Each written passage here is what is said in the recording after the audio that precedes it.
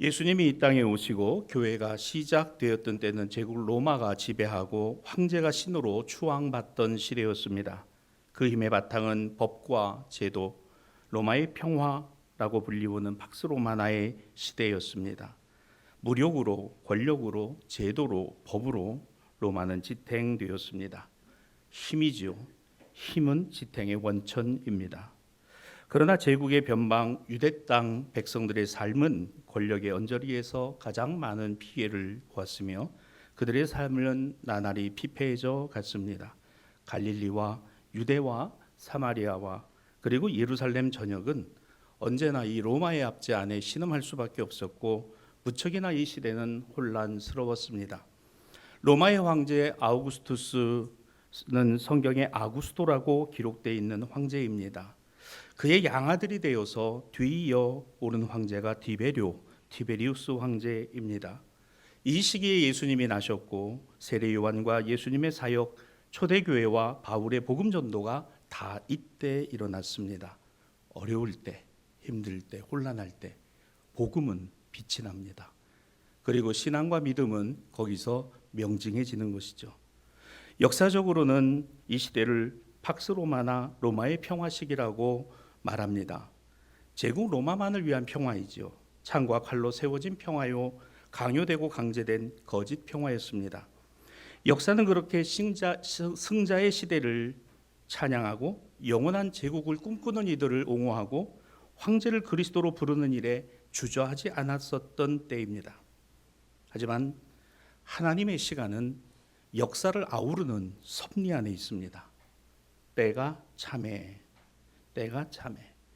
하나님 나라가 가까이 도래했다는 사실을 조용히 그러나 힘있게 일어나고 있었던 그야말로 이 격변의 시대는 복음이 비로소 세상에 드러나고 보여졌던 때이기도 합니다. 바로 그때 오늘 복음서 본문 마태복음 1장 21절로 22절에 아들을 낳으리니 이름을 예수라 하라. 그가 자기 백성을 그들의 죄에서 구원할 자이시다. 이는 주께서 선지자로 하신 말씀을 이루심이다. 때가 있습니다. 조급해도 다급해도 안타까워도 필요해도 다 때가 있고 때가 되면 때가 차면 이루어지는 시간이 있습니다. 예수 오심에 관한 것도 마찬가지죠. 갈라디아서 4장 4절은 우리에게 이런 교훈을 줍니다. 때가 참해. 하나님이 그 아들을 보내사 여자에게 나게 하시고 때가 되기까지 여러분의 삶에서도 어떠세요? 이게 좀 이루어졌으면 이런 문제가 좀 해결되고 이런 문제 안에서 좀 벗어났으면 반드시 될 겁니다. 그러나 그 때와 그 시기는 하나님이 정하시는 거예요. 연단이 필요하면 연단이, 시험이 필요하면 시험 속에서. 그러나 변치 않아야 되는 것은 내가 하나님의 손에 붙들리는 것이고 내가 그 하나님을 붙들고 살아가는 것이죠. 때가 되기까지. 혼란과 혼돈이 이어지고 거짓이 득세하고 악이 선을 이기는 것 같고 분열과 다툼, 모순과 갈등이 계속되는 것 같지만 예수 나심의 그 시대만의 이야기일까? 우리의 시대, 오늘의 시대도 역시 그럴 것입니다. 예수 나심의 사실 역시 도저히 믿을 만한 것은 아닙니다. 왜냐? 오늘 마태복음 1장 18절은 마리아가 요셉과 약혼하여 동거하기 전에 임신했다라는 이 사실은 우리의 믿음의 근간 자체를 뒤흔드는 것입니다. 이건 믿을 만한 내용이 아니죠. 예수께서 나심까지 마리아와 요셉은 부모였던 마리아와 요셉은 결혼도 아닌 약혼한 상태에서 동거 전에 임신했다라는 사실입니다. 충격적입니다. 어떻게 이런 일이? 이 두 정혼자 사이에서의 혼란은 말할 것도 없고 오늘 유대인의 예법과 율법에도 도저히 이거는 맞지 않는 일입니다.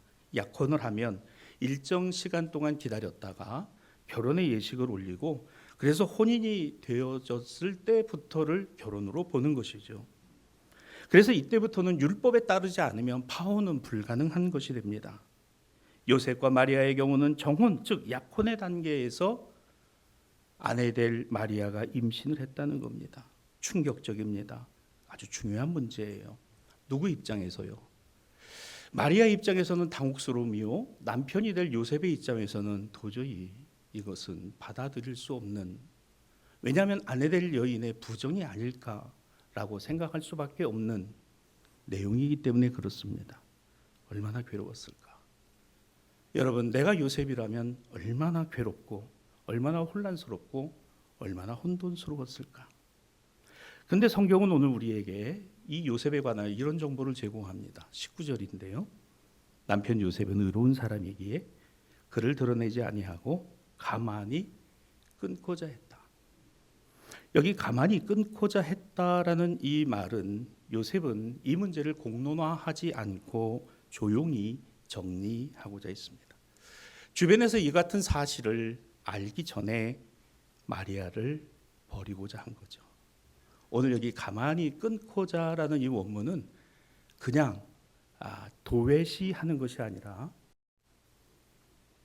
조용히 파혼을 하고 이 여인을 버리는 겁니다. 자, 남편 될 요셉의 선택지는 두 가지예요. 첫째는 이런 상태에서 마리아를 자신의 아내로 받아들이면 그는 결국 율법을 어긴 채로 여인을 맞이하게 되는 상황이 됩니다. 두 번째는 이걸 공개적으로 드러내게 되면 그녀는 율법 재판에 걸려서 율법의 결론은 부정한 여인은 어떻게 해요? 돌로 쳐서 죽여야 합니다. 그녀를 죽여야 돼요. 도대체 어떤 선택을 해야 될까? 여러분, 우리가 살아갈 때 이런 경우들이 많죠. 어떤 선택을 해야 될까? 어떤 걸 해야 될까? 아주 심각하게 우리가 중국집에 가서 짜장면을 먹어야 될까? 짬뽕을 먹어야 될까? 심각하게. 이 선택적 갈등에 대한 이런 상황들. 된장찌개를 시켜야 될까? 김치찌개를 시켜야 될까? 이건 아무것도 아닌 거죠. 이 여인을 내 아내로 맞아들일 것인가? 아니면 공개화해서 율법에 걸어 이 여인의 죄가 있음을 드러내고 죽여야 하는가? 요셉은 어떤 선택을 할까요? 오늘 다시 19절을 보여주실래요? 오늘 19절에 나와 있는 내용, 우리 19절을 보면요, 요셉은 의롭다 그랬습니다. 가만히 끊고자 했다는 거예요. 이겁니다. 그녀를 살릴 수 있는 방법을 생각하는 거예요. 내 입장에서가 아니라 나는 이해할 수 없고 나는 받아들일 수 없지만 그럼에도 그녀는 살려야 되겠다. 드러내지 않고 밝히지 않고 조용히. 사랑하는 여러분, 우리는요, 어떤 중요한 선택이나 다른 사람과의 관련된 선택을 할 때는 죽이려고 하지 말고 살리려고 해야 되고, 오늘 포기하는 쪽이 아니라 다시 시작할 수 있는 쪽으로 선택할 수 있기를 바랍니다. 자, 요셉이 딱 그거잖아요. 그런데 어떻게 하든지 죽이고 어떻게 하든지 밟고 어떻게 하든지 딛고 일어서서, 그게 여러분 세상의 논리고 그게 로마의 논리입니다. 그게 팍스 로마나예요. 그래서 만들어지는 평화가 로마의 평화입니다. 그게 황제들의 평화예요. 그래서 거짓 평화인 겁니다. 여러분, 다른 사람을 죽여서 내가 사는 거면 그게 무슨 유익이 있겠어요? 다른 사람을 짓밟고서 내가 득세하는 거라면 그게 과연 나에게 어떤 유익을 가져오는 것이겠습니까? 요셉은 그녀를 사랑했어요. 진짜 사랑했습니다. 여러분, 사랑은 허다한 죄를 덮어요. 여러분, 우리가 가정에서 가장 많이 써야 되는 말 중에 하나가 바로 이 사랑입니다. 얘야, 나는 너를 사랑한다. 얘야, 나는 너를 사랑해.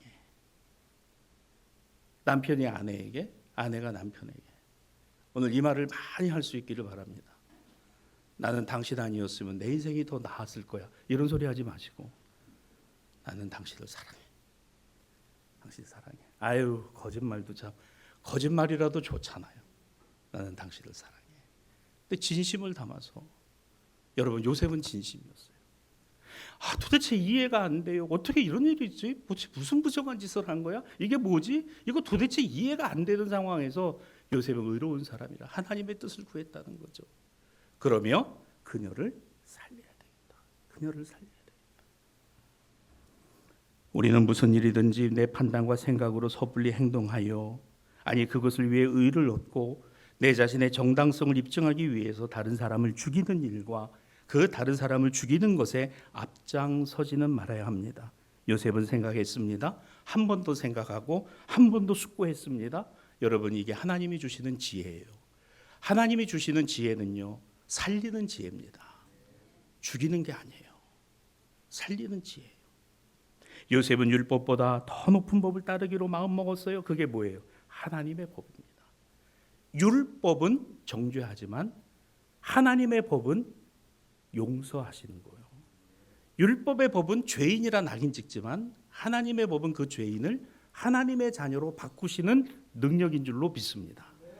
요셉은 그 하나님의 법을 따르기로 한 거죠. 마태복음 1장 20절입니다.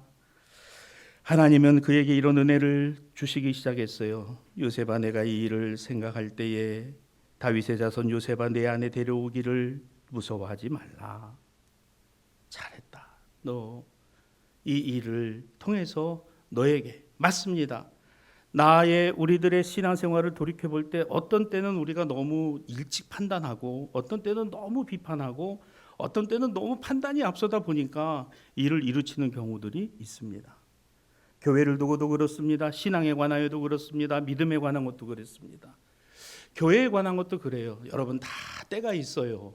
다 그 때를 하나님이 정하십니다. 우리가 교회에 한두 번 와보고 교회를 알아요? 성경 공부 좀 한다고 여러분 우리가 하나님의 뜻을 다 아나요? 내가 성경 좀 읽었다고 해서 하나님의 뜻을 다 한다라고 말할 수 있는 겁니까? 그게 내 인생을 발목 잡더라고요. 내 신앙을 발목 잡더라는 겁니다. 우리의 인생사에 일어나고 있는 수많은 모순, 이해할 수 없는 일들을 여러분이 다 우리가 알고 판단하고 이해하고 받아들일 수 있을까? 아니죠. 그래서 사람들은 말합니다. 인생에 답이 없다. 맞습니다. 답 없는 인생에 우리는 답을 주님께 구하고 있다는 거예요. 그 주님이 답이시다라는 걸 우리는 안다는 거죠.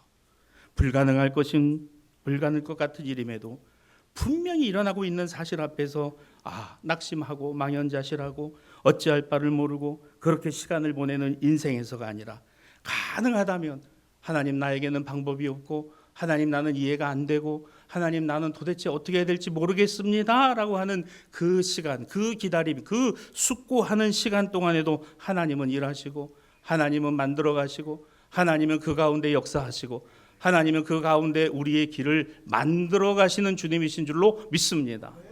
주님이 이왕이면 제가 주님의 뜻에 합당한 길에 가기를 원합니다. 주님이 이왕이면 내가 하나님 앞에 드리는 이 예배가 하나님과 연결되는 예배이기를 원합니다.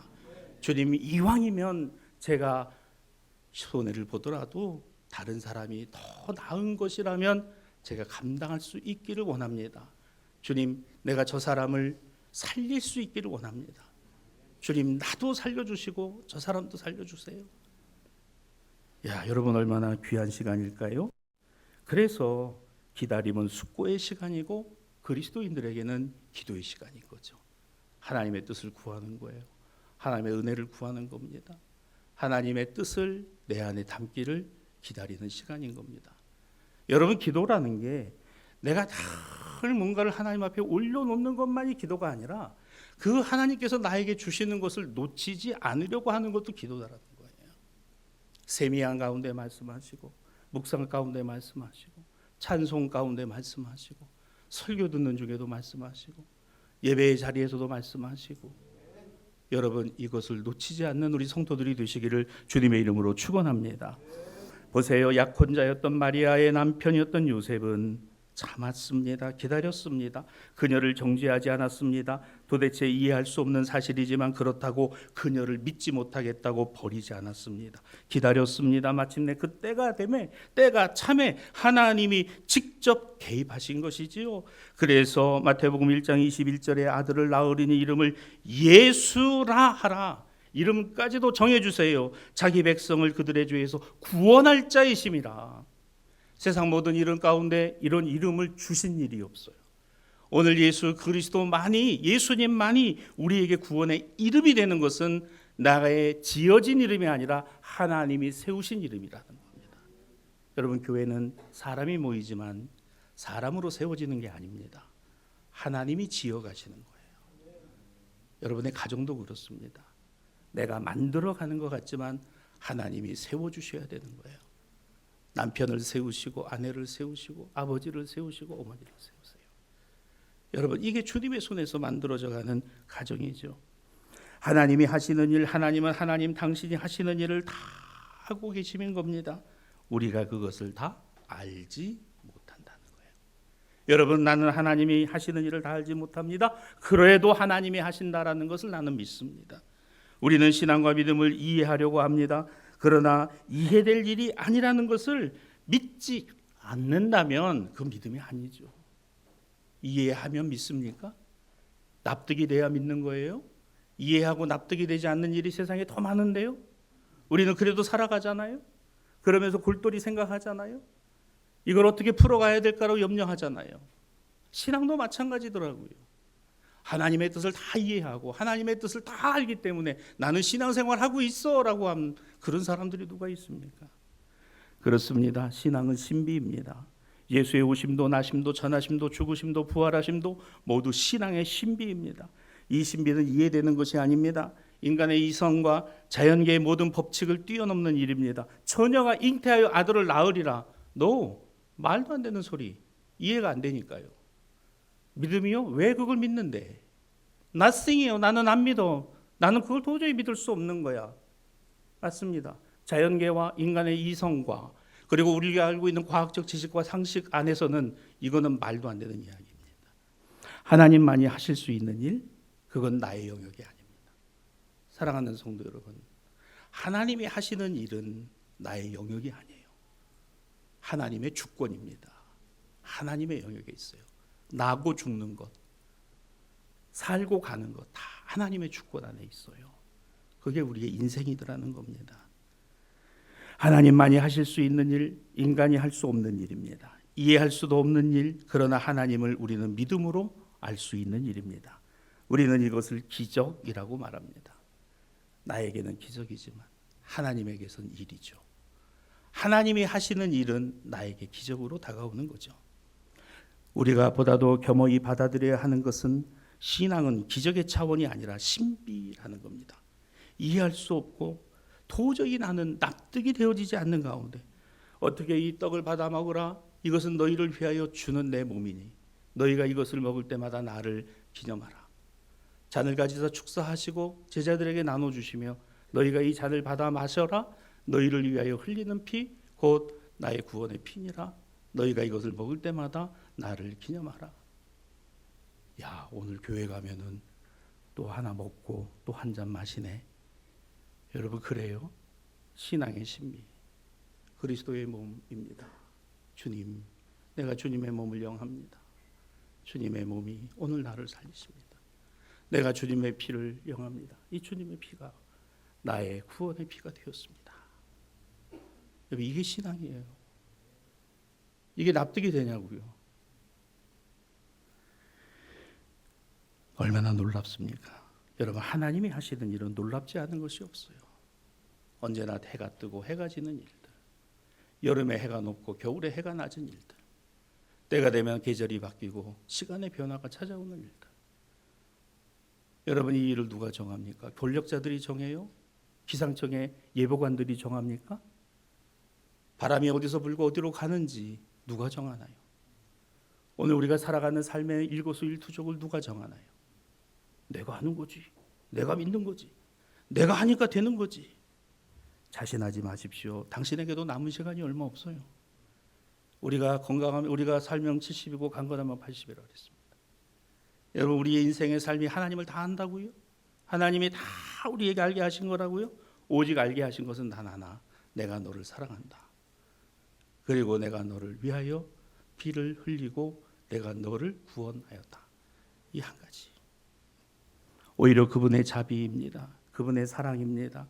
그분의 은혜입니다. 우리는 이것을 기적, 그렇습니다. 더 나아가서는 신앙의 신비입니다. 마리아와 남편 요셉에게 있어서는 이것은 신앙의 신비입니다. 마태도, 마가도, 누가도, 요한도 모든 복음사가들은 이 내용을 예수 그리스도에 관한 것을 기록했습니다. 성도 여러분, 이 시대를 살았던 또 다른 사람 사도 바울은 오늘 로마서 본문에서 이렇게 기록하죠. 예수 그리스도의 종 바울 사도로 부르심을 받아 하나님의 복음을 위하여, 하나님의 복음을 위하여. 복음이 뭔데? 2절에 나오죠. 이 복음은 하나님의 아들에 관한 성경의 약속이다. 하나님의 아들이 누구십니까? 예수십니다. 하나님의 아들에 관한 것, 이게 복음이다, 그 얘기예요.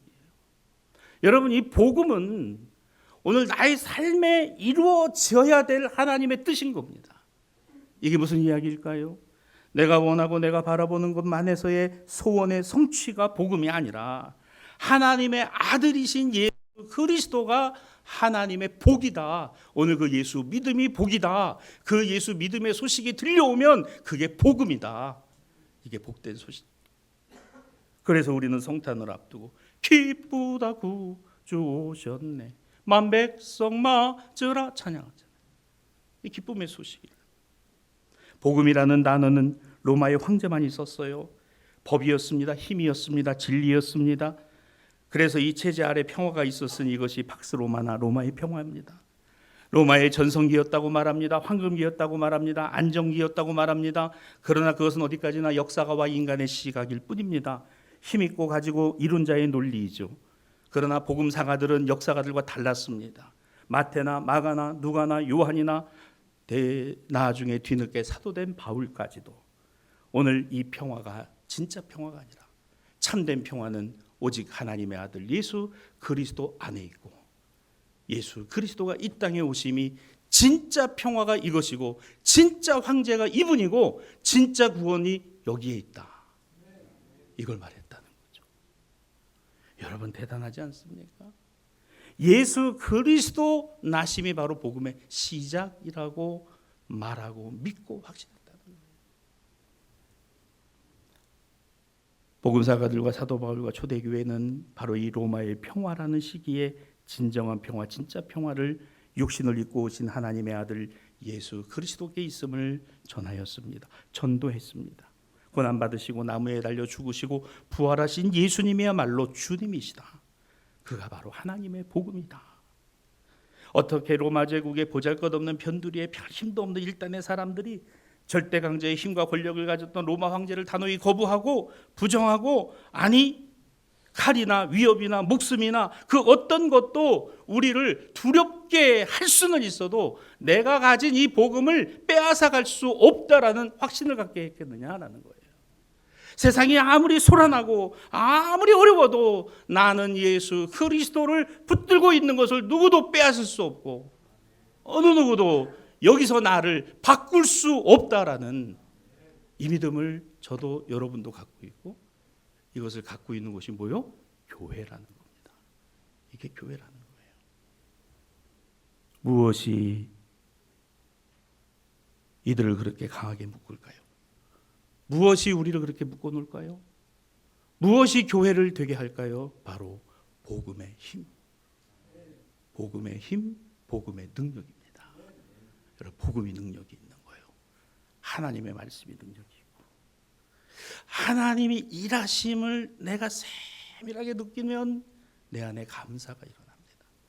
그런데 도대체 이해할 수 없어. 이거는 아니야. 원망이 난다.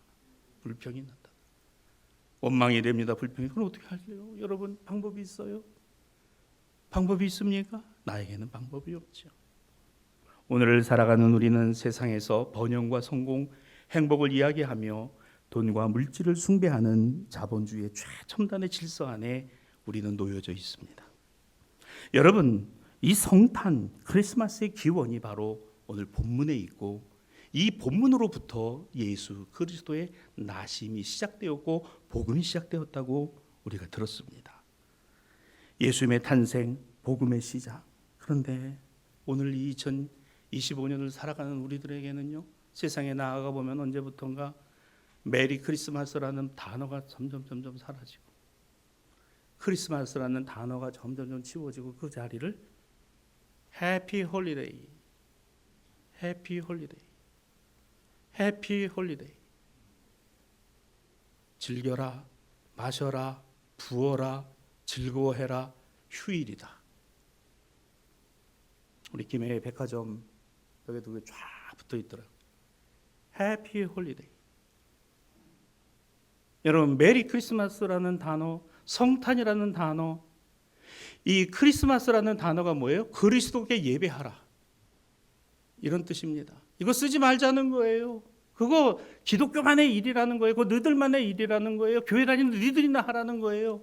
언제부터 교회가 천덕꾸러기가 되고 교회 다니는 사람들이 아주 삶이 아주 이상해지니까 그냥 니들이나 해, 니들이나. 복음을 전수받았고 복음을 전해줬던 미국 사회로부터, 그리고 태평양을 건너 아시아의 복음의 최첨단에 서 있는 대한민국에 이르기까지 다녀보십시오. 부산의 광안리를 가보세요. 해운대를 가보십시오. 서면을 가보십시오. 남포동을 가보십시오.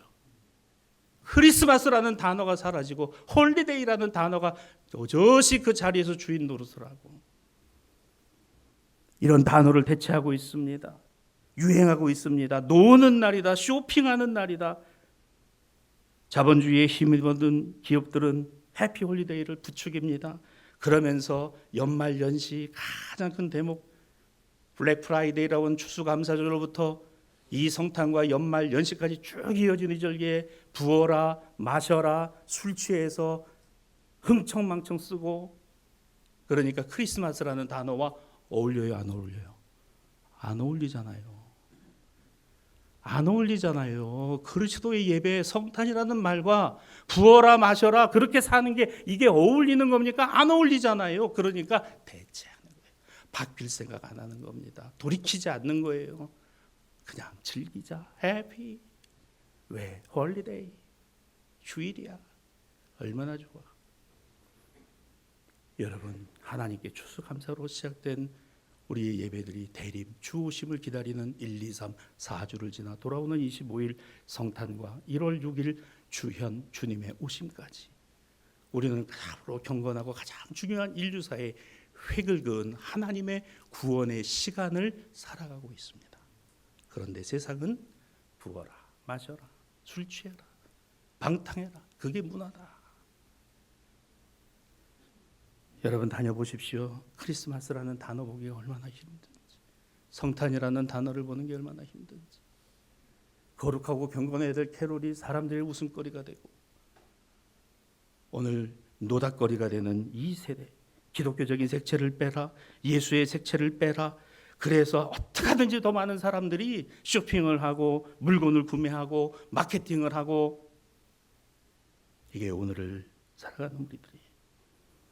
여러분, 그렇게 놓고 보면요, 2000년 전에 로마의 압제에서 예수 믿기 힘들었던 것보다도 오히려 지금은 물신, 자본의 신, 돈의 신, 재물의 신, 이런 거 앞에서 우리의 이 순전한 복음적 신앙들이 흔들리고 오늘 여기에 위기를 우리는 받고 있는지도 모릅니다. 그럼에도 불구하고 하나님의 복음을 위하여 예수 그리스도의 종이 되어서 나는 이 복음을 내가 사는 날 동안에 적고 전하고 선포하고 오늘 이것을 전도하고, 이것이 나의 확신이요, 이것이 나의 증거니 하나님의 아들 예수 그리스도는 우리의 구주시다. 킹 오브 킹스, 왕 중의 왕이시다. 그분만이 황제시다. 그분만이 평화다. 임마누엘이라 하리라. 이는 번역한즉 하나님이 너희와 항상 함께 있을 것이다. 여러분, 이 은혜가 저와 여러분에게 있게 되기를 주님의 이름으로 축원합니다. 말씀을 정리하지요. 우리 지난 주일 세례 요한이 감옥에 갇혀서 예수님을 그렇게 전했어도 요한도 감옥에 갇히니까 뭐가 왔어요? 의심이 오고 불신이 오고, 오실 그 이가 당신입니까? 주님, 정말 주님 믿기 쉽지 않아요. 주님, 제가 잘못 믿고 있는 건 아닙니까? 우리가 다른 사람을 기다려야 합니까? 세례 요한의 질문이 계속 한 주간 동안에 우리의 머릿속을 맴돕니다. 혼돈의 시대, 혼란의 가치관이 오늘 세상 안에서 정말 우리에게 진짜인 것처럼 보여지고, 그것이 시대의 시류인 것처럼 보여지고, 당연하고 마땅한 것처럼 보여지는 지금 이때 세례 요한은 의심과 불신 안에서 그는 예수 그리스도를 바라본 신앙의 사람입니다. 오늘의 시대도 그렇습니다. 예수의 나심은 복음의 시작이라 그랬고, 오늘 이것은 어떤 일이나 과정에서만이 아니라 때가 되어 때가 차서 하나님이 이룬 일이시니 2025년에 전에 이 땅에 오신 예수님이 진짜 왕이시고 정말 구주이시고 진리이신 하나님의 구원이시다라는 겁니다. 마태복음 1장 24절 처녀가 잉태하여 아들을 낳으리니 이름을 임마누엘이라 하리라. 이는 하나님이 우리와 함께 계시다. 그 하나님이 우리와 함께 계시다는 게 천국에서 계시다는 게 아니라 혼란하고 혼돈스럽고 이건가 저건가 이게 맞나 저게 맞나 거기에 함께 계신다. 주님을 붙드세요. 주님을 보세요. 세상의 자본과 돈이 아무리 치장을 해도 그 본질은 그리스도에 예배하는 성탄이지 우리가 누리고 즐겨야 될 해피 홀리데이가 아니라는 겁니다. 여러분 이것을 저에게도 여러분에게도 분명히 붙드는 우리 모든 성도들이 되시기를 주님의 이름으로 축원합니다. 로마서 1장 5절로 6절 그로 말미암아 누구로? 예수 그리스도로 말미암아 그의 이름을 위하여 그렇습니다. 그 주님의 이름을 위하여 너희도 그들 중에 예수 그리스도의 것으로 부르심을 받았다. 이 복음이 우리에게 능력이 되고 우리에게 역사하는 것은 복음은 뭐기 때문에 힘이기 때문에 여러분 복음은 힘입니다. 대통령도 힘이고 시장도 힘이지만 국회의원도 힘이지만 주님이 힘이시고 복음이 힘입니다. 권력의 힘을 우리는 알지만 권력의 주인은 하나님이시고 오늘 우리의 힘은 한계가 있지만 하나님의 능력은 한계가 없으시고 우리의 이성과 생각과 과학과 지식과 우리가 알고 있는 모든 것으로 하나님을 이해하는 것이 신앙이 아니라 나는 이해할 수 없지만 그러나 하나님의 하시는 일 이것이 나에게 기적이고 그때를 바라보고 그 날을 기다리는 우리 모두가 되었으면 좋겠습니다. 우리는 의사가 말하면 그런 줄 알아요. 왜? 그는 알기 때문입니다. 주님이 우리에게 말씀하세요. 오늘 이 세상의 구주이시다. 왜? 주님이 세상을 지으셨고 세상을 주님이 아시기 때문입니다. 그러므로 예수님이 주님이세요.